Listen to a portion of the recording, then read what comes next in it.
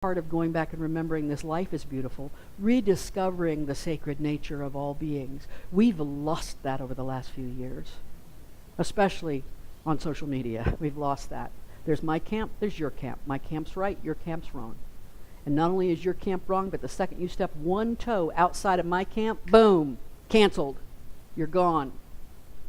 Right? We stepped into a really scary place where people are just passing judgment. Show up on January 31st. We're going to talk all about that. It's going to be a great, I can't wait for that service, which maybe I've just doomed it. I don't know. Who knows? Maybe not. All right. No, we're going to affirm it. It's going to be a great service. We're going to talk about judgment. And we learned and we remembered what the Bhagavad Gita says. If you want to be truly free, you perform all actions as worship. And being free is the goal. What are we wanting to be free from? Worry, fear, concern, the things that are expected of us, right? Things that exhaust us. We want to be free with so much that our mind tells us is just part of this human life. That's what we want to be free from, right? And the mind comes along and says, that's just life. Better buck up, soldier. Better get with it, because this is just what you have to do.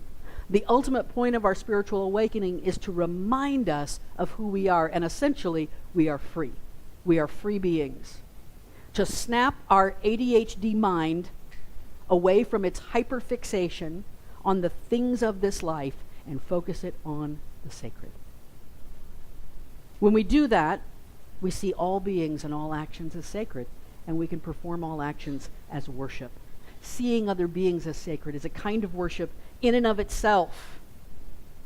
And when we engage in the things we have to do in this life, we engage in them as worship, and we are free.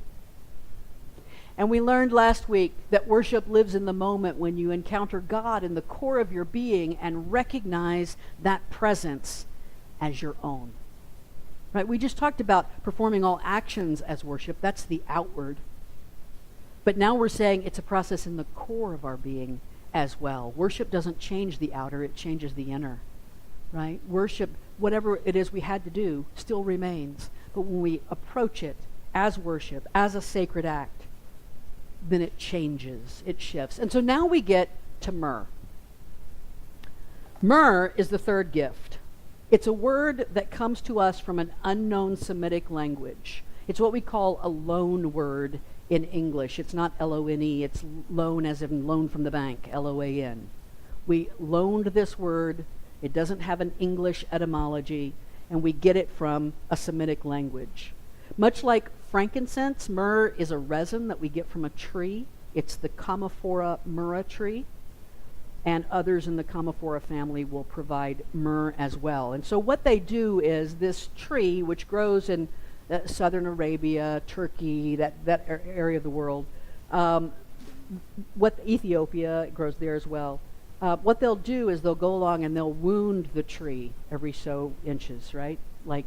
And they'll cut into the sapwood, and the sapwood will drip out, and then it'll harden into this resin, into this gum, this myrrh gum. And just like frankincense, it's been used for thousands of years. It's been around for at least 5,000 years. It's mentioned in the Bible as early as Moses mentions having a certain amount of myrrh when he's on a particular journey. Medicinally, it has antiseptic and analgesic properties. It's been used in mouthwashes and toothpaste, liniments, salves, all kinds of applications. Even when you go to WebMD, they begrudgingly go, yes, it has antiseptic and analgesic properties. Yes, it does, right? It also has a lot of religious uses, like frankincense. It's mentioned, as I said, several places in the Bible, Old and New Testament. And in the New Testament, of course, it's one of the three gifts of the Magi, but it's also mentioned in other places in regards to the life of Jesus. In the Gospel of Mark, if you remember when Jesus is on the cross, the soldiers put a sponge, they dipped a sponge in some liquid and they put it on there and lifted it up to him so that he could drink. And in one version it's vinegar and gall, I think is what they call it. But in the Gospel of Mark, it says that it was wine mixed with myrrh that they offered him to drink, right? And then in the Gospel of John, we're told that Nicodemus and Joseph of Arimathea bought a 100-pound mixture of myrrh and aloe to wrap Jesus' body in. Myrrh was an anointing oil, and one of its uses was in the anointing of dead bodies. In the Magi story, the gold represents Jesus as human and divine, the frankincense represents Jesus as high priest, and the myrrh represents the death, the sacrifice, the crucifixion, the resurrection. But what is it? Remember, of course, the people who wrote the book knew how it was going to end, right? So only the Gospel of Matthew tells us about the three magi. So they were like, let's just give them three gifts because we know how it's going to end, that have meaning, have symbolism. What is it that died? The important aspect of the Jesus story is that when he dies, he comes back, right? If Jesus hadn't come back, we wouldn't be talking about him today, right? We'd just be some dude we maybe existed long ago. But he comes back. What does he come back as? The pictures we see depict him differently. The scriptures talk about him differently, right? What does he come back as? What is it that has died? And what is it that must die in us to fully birth the Christ? So there's a common phrase that runs around on the internet, and honestly, I try very diligently to find the source of all quotes I use. I have no idea. So I think it's just like, Band-Aid. Everybody uses the word even if it's not the name brand. This is like a quote that everybody uses. It goes like this: "The death of the ego will be the beginning of your real life." Now, if you've paid attention at all over the last year or two or three or however long we've been doing this rodeo together, you know that I don't generally talk about ego death. I'm not a fan of the concept of ego death. I tend to teach more along the lines of understanding what the ego is. In my mind, it's a toddler who makes messes and wants their own way and throws temper tantrums, right? I love that toddler. I don't just throw that toddler under the train, right? I keep that toddler. I love that toddler. I try to teach that toddler, just like we're going to learn to do. John's probably going to talk a lot about how our toddler acts on his in his workshop, right? But it's not the essence of who we are. I teach it this way because I believe that as long as you are in this incarnate form, as long as you have a body and you live on this earth, you will have ego. You will have ego challenges. You will have ego show up. About the time you think you've completely defeated it, it's just gathering steam, right? That to me is perhaps one of the most dangerous moments in the spiritual journey, is when we think we figured it out. Because here comes ego. Ego is very wily, very, very smart. It'll pop its head back up again. And I think there's an inherent ego aspect to that. I think it's only the ego that would actually say, look, I've killed my ego. Right? That's an ego statement right there. But this is really just semantics. People have talked about the death of the ego because it seemed to be a way to talk about it that people would understand. It's not wrong, right? It seemed to be a way to emphasize the importance of putting the ego in the proper perspective. People much wiser than I have talked about ego death. Gandhi said, when the ego dies, the soul awakes. Right? I am not about to go toe-to-toe with the Mahatma, right? I don't have any interest in arguing with Gandhi, nor do I have any judgment of the way other great teachers have spoken about ego death, because sometimes that's what people needed to hear, right? I just simply believe that there may be a finer understanding that may help us put ego in proper perspective.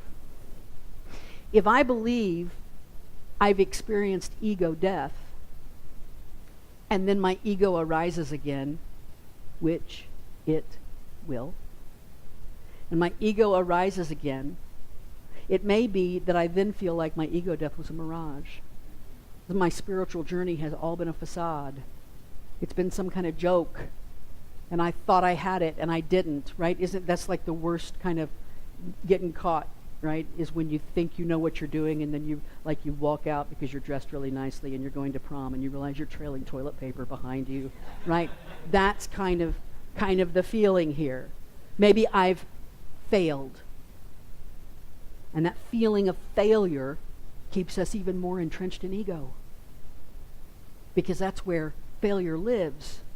And we also see an inherent mixed message in the world. Spirituality tells us that the ego must die. It has to be eliminated in order to be free and experience unity consciousness. And then maybe psychology would tell us that the ego must be strengthened. It must be tended to. We must improve our ability to handle the drama of life in order to become a fully actualized human being. How can they both be right? Well, I believe they can, if we begin to understand the ego as something that doesn't die as long as we're physically incarnate.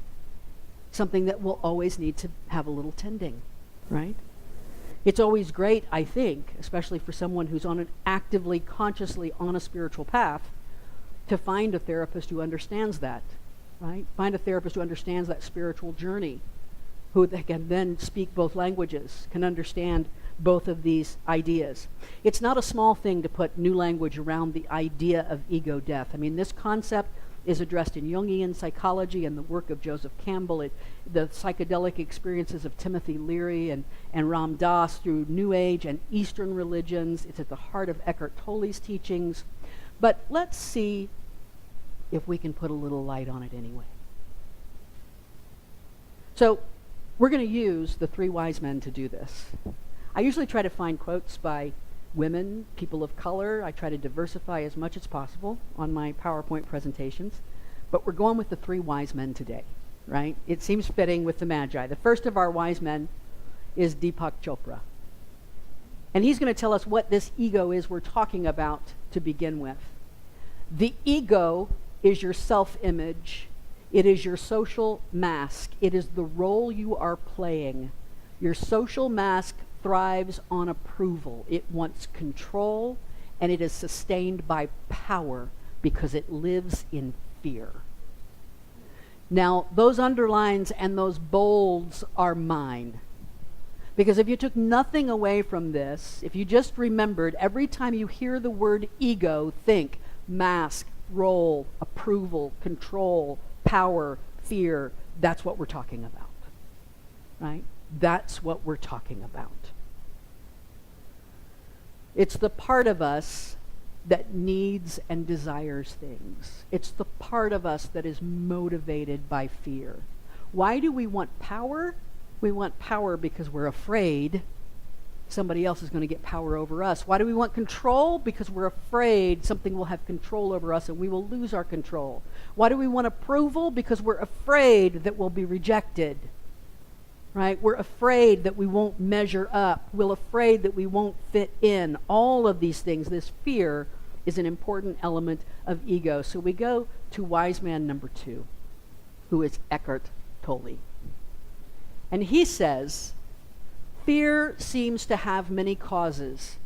Fear of loss, fear of failure, fear of being hurt, and so on.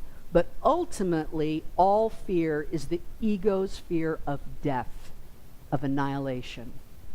To the ego, death is always just around the corner. In this mind-identified state, fear of death affects every aspect of your life. Now, this is why I think it's a good argument for the use of the phrase ego death. Because the ego thinks it is the life of us, and so it equates its own death with the death of our being, with the death of our person. And that's why the fear of death is such a driver in all of us, especially in the West. Now, I've mentioned this before, but there's a nation called Bhutan. And Bhutan is a pretty interesting it's a small Himalayan nation, or as they would say in that part of the world, Himalayan nation, right, in the Himalayas. In 1972, Bhutan's 4th dragon king, that's what they call their king, he's the dragon king. I know, right? And it's a Buddhist nation. They're considered the land of the dragon people or something like that. Anyway, so Bhutan's fourth dragon king in 1972, he coined the term gross national happiness, which he declared was more important than the gross domestic product of a nation. And so the concept implies that sustainable development should always take a holistic approach and consider the happiness and well-being of the people along with any monetary gain, right? In 2011, the United Nations General Assembly passed a happiness resolution urging member nations to follow the example of Bhutan, calling happiness a fundamental human goal. And there have been a lot of countries who have adopted this, and also cities and states within, I believe the entire state of Vermont has taken on this happiness resolution. And other cities around the country, of course, usually on the coast, right? They're the first, usually. So, I'm not going to say anything about that, but that's just usually the way it is. So there's a features correspondent with the BBC named Eric Weiner, and he wrote in 2022 about taking a trip to Bhutan. And he started feeling some disturbing symptoms after he landed. He thought he was having a heart attack. His heart was racing, he was clammy, he was feeling pain, he was feeling pressure, thought he was having... So he went to a doctor in Bhutan, in the capital city there in Bhutan. And he went to a doctor, a Bhutanese doctor, who ran all the medical tests, found there was nothing physically wrong with him. He was having a panic attack. And the doctor said to him, here's what you need to do. You need to think about your own death 5 minutes a day. That will cure you. That's what the doctor said. That will cure you, right? There's a medical doctor. Your own death, not somebody else's. A lot of times if we've lost someone, we think we've thought about death when really we're just thinking about grieving. We're thinking about the grief we feel and the loss we feel. We're not thinking about our own death. And in the West, it would almost seem, right, sacrilegious to do so. In the Western mindset, the Western religion, we have to be positive and we have to think about all these things we're going to do with our life. And every single one of us sitting in here one day will pass from this earth. We will leave this earth, right? It seems counterintuitive, but studies have shown that the relationship between considering your own death and experiencing joy is a real relationship. You are happier when you don't avoid this and you think about it. In Bhutan, people are encouraged to think about their own death 5 times a day. 5 times a day. In 2007, a study at the University of Kentucky, Ryan, every time I think of Kentucky, I just think of Ryan all the time.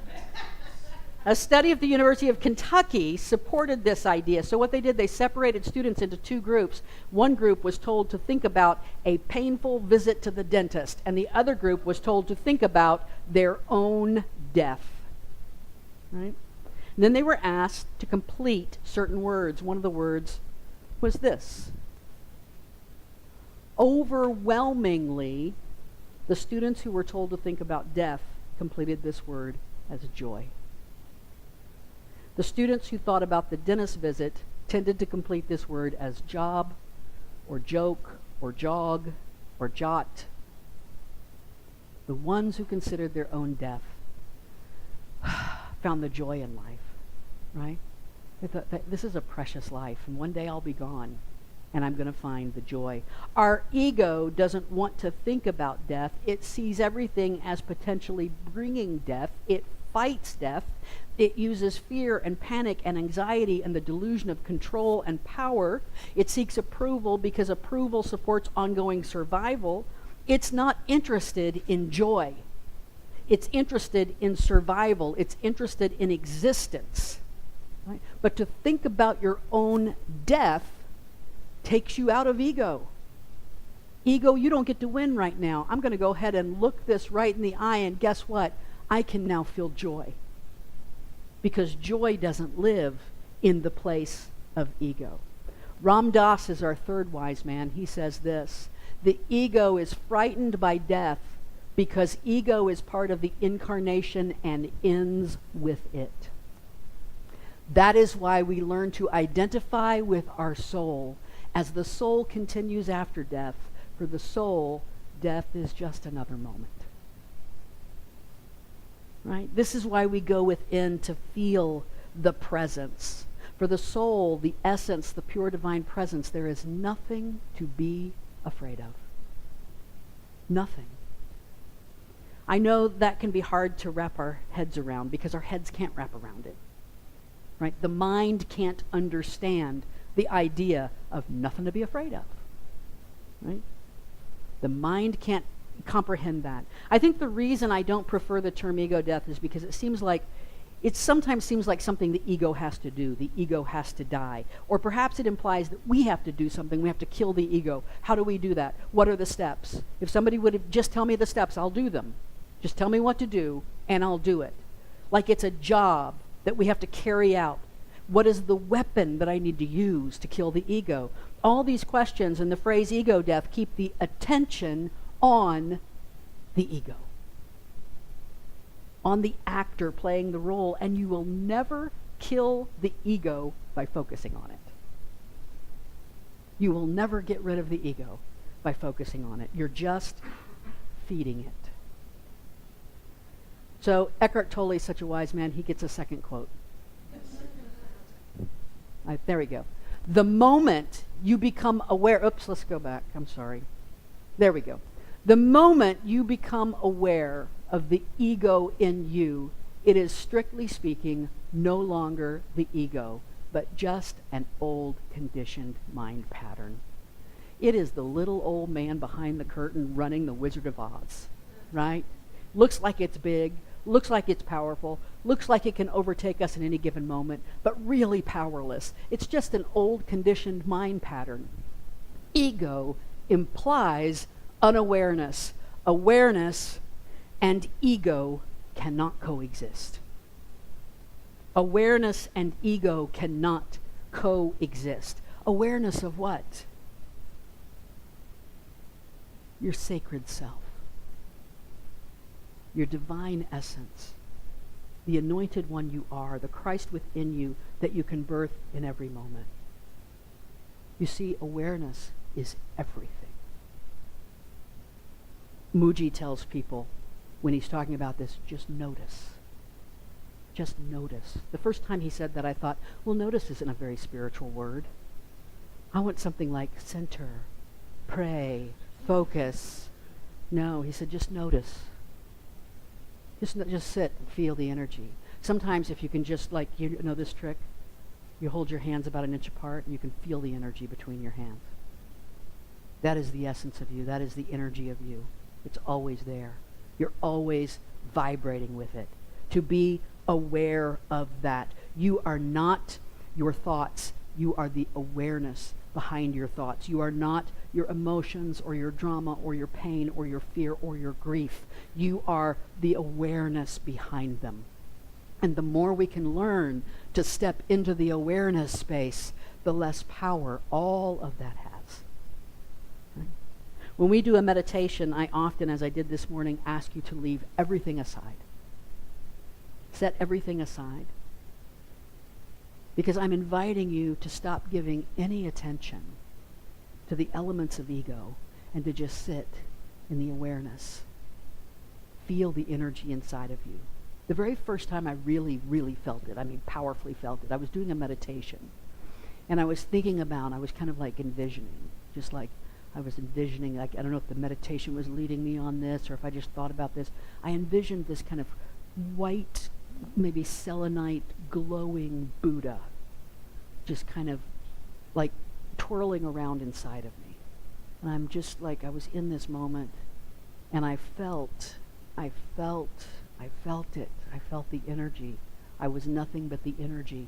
And in that instant, this Buddha burst into billions of tiny Buddhas, and they went into every single cell in my body.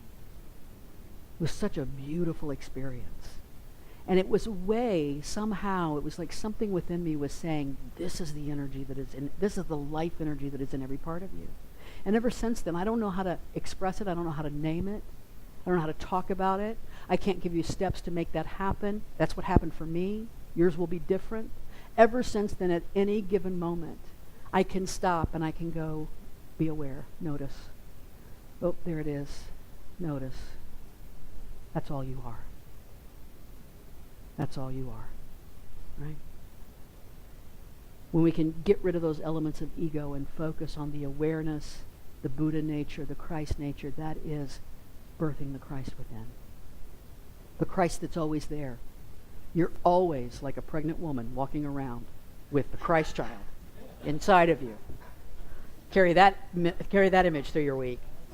Deepak Chopra, he's a wise guy. He needs a second quote too. He says this: spiritual awareness is not only one of the keys to the healing process. Spiritual awareness is the only way that healing can occur. All wounds are part of the ego. The only way to heal those wounds is to step into awareness. The ego says, nope, stay focused over here. Be sure you stay focused over here. Don't lose focus. I've got a problem. You need to stay right over here. You have a wound. You need to tend it. You need to put a Band-Aid on it. It might need stitches, right? You feel rejection. You need to tend that. You need to stroke it. You need to focus on the rejection. You need to keep talking about it. You need to bring it back around. I feel so rejected. You need to talk about that, right? We get attached to these little feelings. We get attached to our judgments. We get attached to what if you think about the one judgment you have about someone. One judgment right now, you can think of it. One judgment you hold about someone. What would happen if you just absolutely set that down right now? Not remembered it, not went back and tried to tend it and hold on to it, because you might need it later. You might need to be reminded that that person could turn on you. Just set it down. Just set it down. Right? Don't keep feeding it. That's what the ego says. The ego says, you want to keep me nurtured. So you know what it feels like. You can remember. You can prepare yourself for future rejection. Awareness says, forget all of that. Forget everything. Set it all aside. Just notice the life energy in you. Just notice the divine essence. Just sit in the presence. Just be aware of the sacred. In this life, you still have this body and this mind and this ego. And you may benefit greatly from treating any one of those, right? You might need to see a medical doctor for your body. I am never going to be one of those preachers who stands up here and tells you that's a bad idea. You need a medical doctor, you should go see one. I love my surgeon. I'm so grateful for the years she spent in medical school and residency and internship and all those things that she did. You can benefit greatly from treating those. You can see a therapist or a psychologist for your mind. Your mind, the seat of your emotions, the way you encounter, the way you interact with the world. You can even see a spiritual teacher for your ego. Lots of great spiritual teachers talk about ego and what to do with it. And as long as you're incarnate in this body, you may have need for the services that these people provide. I am never going to claim that if you just spiritually awaken, you won't need any of those people anymore. I'm just not going to claim that. Because what that sets us up for is every single time we have a new lesson in front of us, it sets us up for thinking we did something wrong. And you didn't. You didn't. I will tell you this, though. Spiritual awareness is entering into a space within you where fear, pain, loss, anxiety, rejection, they simply don't exist. They don't live in that space. Ego and awareness can't live in the same space, right? And at any moment, even in the height of feeling those things, even in the moments that feel most overwhelming, you can enter into the sacred inner temple and feel peace. That's everything. That is the whole reason why we do what we do. It's the whole reason why I do what I do. Because if I couldn't point you to this place of presence, that's all I ever hope to be, is a teacher of presence. A teacher of presence. You can observe your body, you can observe your mind, you can observe your ego for what they are. You can observe other people's bodies, minds, and egos for what they are. When someone is acting in ego, we have to be careful not to slide into judgment, because that's going to take us right back into ego, right? You might be feeling all spiritually aware and living in the temple of your sacred self, and then you see someone's behavior and you think, look at that poor person operating in ego. And then it's like zip. It's like some kind of time traveler. It's like, beam me up, Scotty. You just got beamed into your ego just that fast. Boom. Because whatever anybody else is doing is none of our business. Their ego is none of our business. How they're interacting with their ego, whether or not they feel the sacred self right now, none of our business. If the ego's pull is so strong and so sneaky and so constant, what's the point of trying, you might ask? Why do we even do the work of awareness? Because we want joy. And we want peace, and we want love, and we want freedom. And that is where those live. That is the only place they live. Joy doesn't live on vacation. You can go on vacation and be just as unhappy, right? And you can be in your backyard and feel all the joy in the world, because those live in the sacred inner temple of yourself.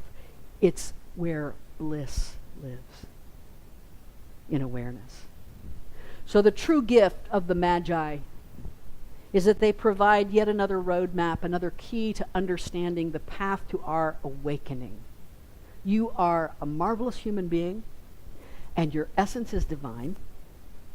Stepping into divine essence and encountering the sacred in your own spirit will bring you the freedom of performing every act as worship, seeing everything as sacred, and stepping into full awareness of your sacred self, your divine presence, will cause all that is not you to fall away.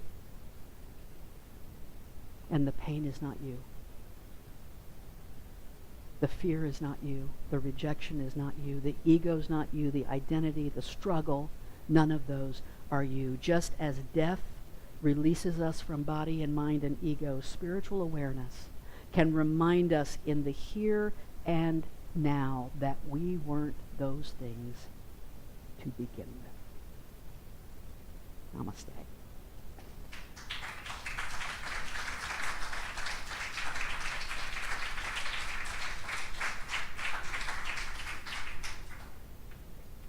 My goodness. It's the end of a trilogy. All right, let's take just a moment to contemplate joy by thinking about our death. No? You don't want to take 5 minutes and sit here in silence and contemplate death? I think the purpose of contemplating death is to realize how grateful we are about what an incredible life that we have, the incredible opportunities that we have. Be grateful about our health, be grateful about our relationships, to be grateful for our spiritual community. And from that thought springs joy. It's like a train of thought, right? So I encourage you to go home and do that. We won't do that here, but I will start off our barrage of gratitude this morning by saying I am grateful that phase 1 of our Christmas is done, and we are on to phase 2. We got my family Christmas done yesterday, had a great time with my family, and we're going to spend next week with Frank's family, and we're really looking forward to that too. So what are you guys grateful for in the week before Christmas?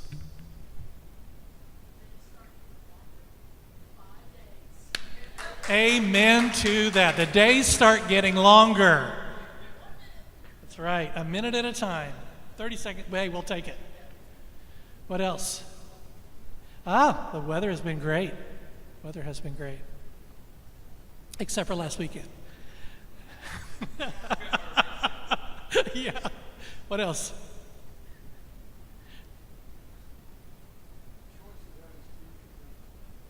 Yes, the choice of having spiritual principles to live by.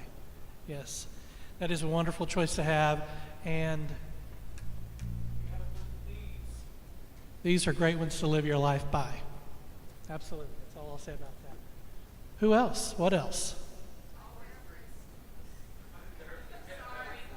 Grateful for this spiritual community. Grateful for your therapist, absolutely. Helping getting things figured out. Anybody? Her, it's right, your inner toddler.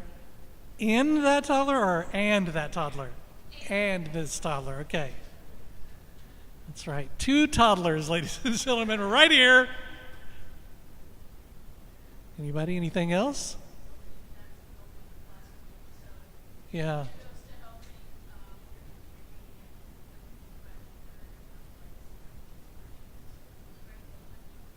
That's right. Good. We're grateful to have him in both places. That's right. Seems like we're grateful for a lot, and boy, do we have a lot to be grateful for. I'm grateful for looking forward to next year with this spiritual community. My goodness, if you look at where we've come from this time last year and where we're going next year, so happy to think about that. Absolutely. Thank you, Bill. People really are watching the live stream. It is not a myth. It's reality. This time last year, we were taking donations. That's right. This time last year, we were taking donations for the chairs that you are sitting comfortably in today. That's just one of the many things that we can do as a community. All right. Well, let's take just a moment to look at our tithes for the week and use that as information to plan your tithes for the weeks to come. And let's be grateful for this spiritual community by saying our abundance offering together. Divine love flowing through.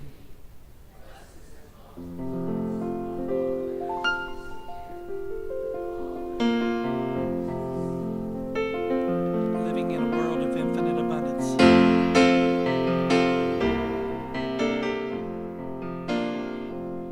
I live in the midst of infinite abundance. I give freely and fearlessly to life.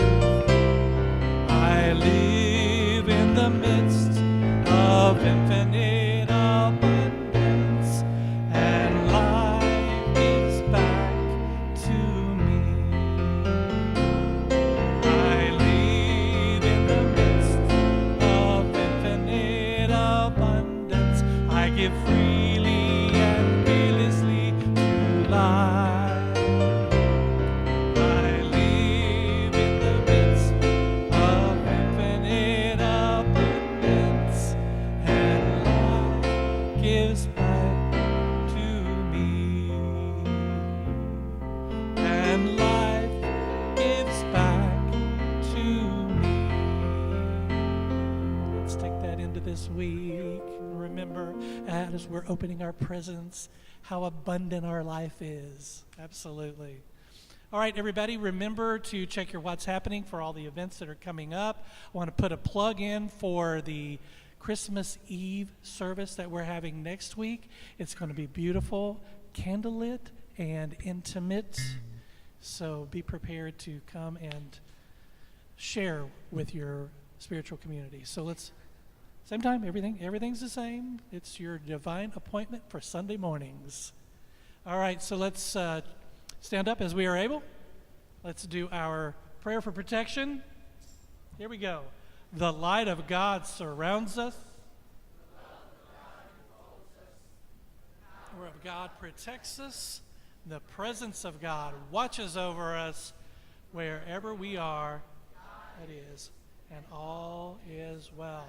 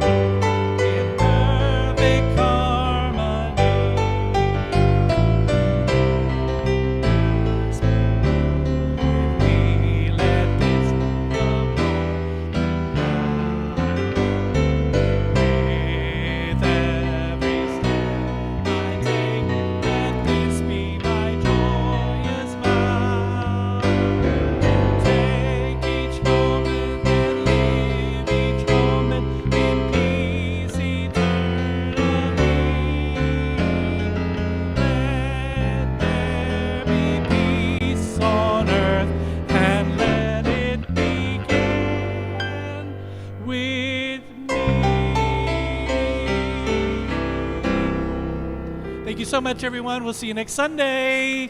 Have